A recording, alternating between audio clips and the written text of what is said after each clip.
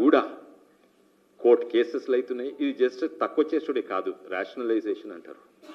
ఎన్నో ఇష్యూస్ మీద కోర్టుల కేసెస్ నడుస్తున్నాయి. మా మీద ప్రతిపక్షాలు జోక్లు వేసిండ్రు అండ్ ఇవేషన్ ఇవన్నీ కూడా మొదలైనాయి.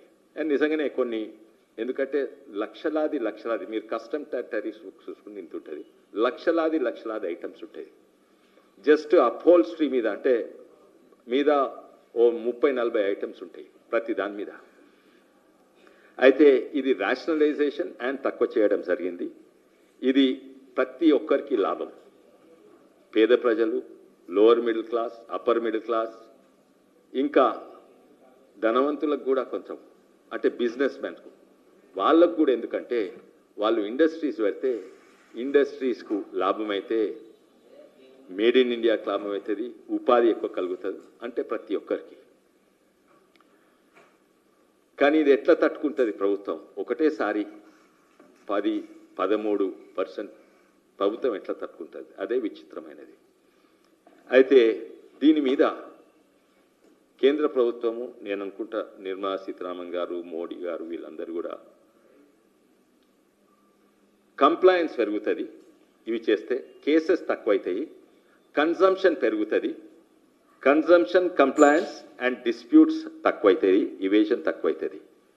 ఇంకోటి ప్రజల మీద నమ్మకం ఎక్కువైతుంది. ఏ ప్రభుత్వం అయినా ట్యాక్సెస్ తక్కువ చేసుకుంటే, ట్యాక్సెస్ వల్లనే ఇన్ఫ్రాస్ట్రక్చర్ ఇవన్నీ కూడా ఇన్ఫ్రాస్ట్రక్చర్ అయినా, లేకుంటే హాస్పిటల్ అయినా, రోడ్లైనా దీంతోటే కడుతుంది. కానీ అదే కాక సంక్షేమ పథకాలు కూడా దీన్ని నడుస్తుంది.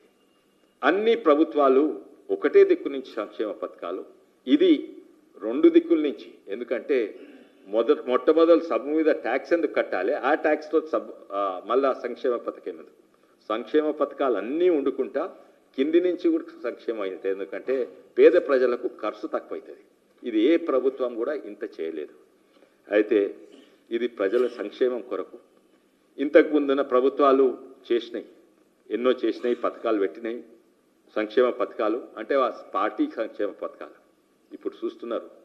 డబుల్ బెడ్రూమ్లు అయినా ఎవరికి వస్తున్నాయి? ఓన్లీ ఆ పార్టీ వాళ్ళకు. ఇంతకు ముందున్న ప్రభుత్వాలు కూడా ఆ పార్టీ వాళ్ళకు.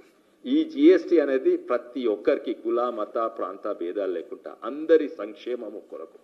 అయితే ఇది ఒక సంక్షేమ పథకం కింద కూడా మనం చూడాల్సిన అవసరం ఉన్నది.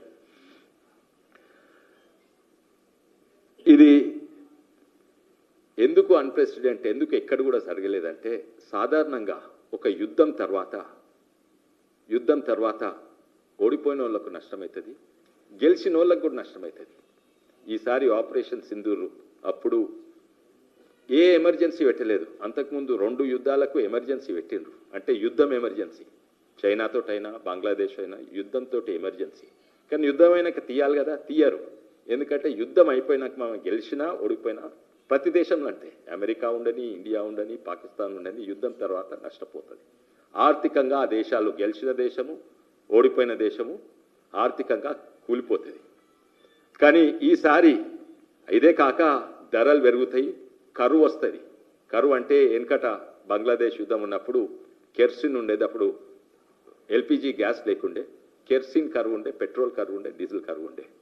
ధరలు ఎక్కువైతాయి, ఇంట్రెస్ట్ రేట్లు ఎక్కువైతాయి, ట్యాక్సెస్ ఎక్కువైతాయి, ఆర్థికంగా కూలిపోయింది. ఆర్థికంగా -2%. ఇక్కడనేమో ఒక దిక్కు యుద్ధం అయితేనే ఉన్నది, మనము 5వ స్థాయి నుంచి 4వ స్థాయికి చేద్దాం ఎకానమీ ఆర్థికంగా. యుద్ధం అయితేనే ఉన్నది, కాగానే ఇంట్రెస్ట్ రేట్స్ తగ్గినాయి, ఇన్ఫ్లేషన్ లోయెస్ట్ 2.15% ఎంతో లోయెస్ట్ ఇన్ఫ్లేషన్. కానీ ట్యాక్సెస్ తక్కువైతేనే ఎవరు కూడా అనుకోలేదు. దాని తర్వాత ఏమైంది? యుద్ధం తర్వాత ట్రంప్ టారిఫ్ పెట్టిండు, ఇంకా దెబ్బ కొట్టిండ్రా, కూలిపోయింది ఇండియన్ ఎకానమీ. ఆ ప్రతిపక్ష నాయకుడు అయితే ట్రంప్ ఏమైనా Indian economy is dead, Indian ఆర్థికంగా చచ్చిపోయిన పీనిగే అని అన్నాడు. మన రాహుల్ గాంధీ గారు కూడా ఇండియన్ ఎకానమీ ఈజ్ డెడ్, చచ్చిపోయిన పీనిగే ఆర్థికంగా. ఎవరు కూడా ట్యాక్సెస్ ఎక్కువైతాయంటే